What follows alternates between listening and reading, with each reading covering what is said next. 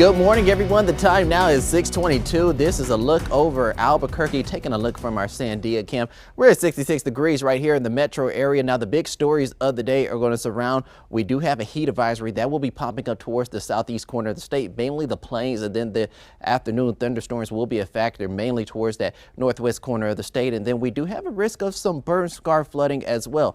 Taking a look at temperatures right now, everybody's fairly moderate in the 60s to the upper 70s, but Roswell will be placed underneath a heat advisory where the temperatures could get up to about 105 degrees depending on where you are located. Carlsbad expected to be the hottest at the map at 105. Roswell's all the way going to be up to 102. Albuquerque is going to make it up to about 93 degrees, probably the last day for Albuquerque in the 90s throughout the week as things will begin to cool off a little bit thanks to this monsoonal moisture that will be coming in from the south. It's going to be coming from the south and then pushing its way north. It's going to be going in the direction of the northeast.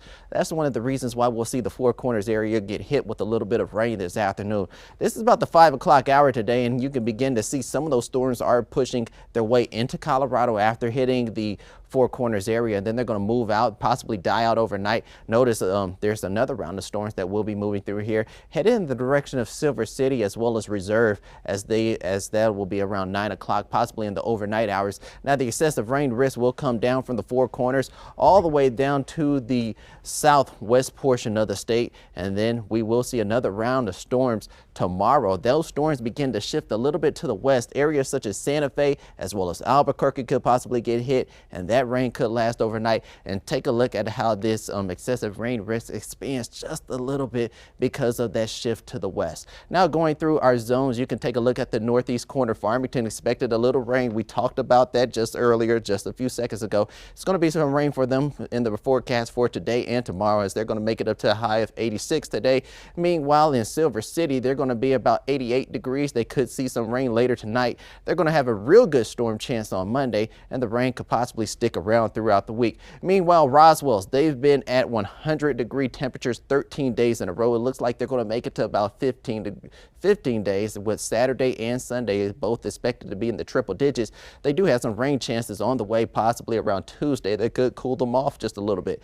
Meanwhile, in Las Vegas, you got to pay attention to those burn scars, as there is rain in the forecast for today and an even greater chance tomorrow once that pattern begins to shift a little bit to the west. Meanwhile, we're going to take a look at Santa Fe, and then we do have some rain chances in the Santa Fe area on Saturday, but that chance becomes a little bit greater tomorrow when that direction of the rain begins to shift a little bit over to the west. Here in the metro area, we're going to see, we could possibly see a trace of a shower here or there, but meanwhile, we're going to be sticking around in the 90s. Rio Rancho is going to make it up to 91 degrees, and then we're going to be at 93 degrees here in Albuquerque. Bernalillo probably going to be the hottest at 94 degrees, as well as the valleys possibly getting up to 94 degrees. And taking a look at that 7-day forecast, you can see where we are going to have a little bit of rain, a spot shower here or there, but by Sunday, we should begin to see a lot more rain, and that's going to be a bigger factor because those wind gusts and the hail threat could possibly be there, but we're going to have to track this out throughout the weekend.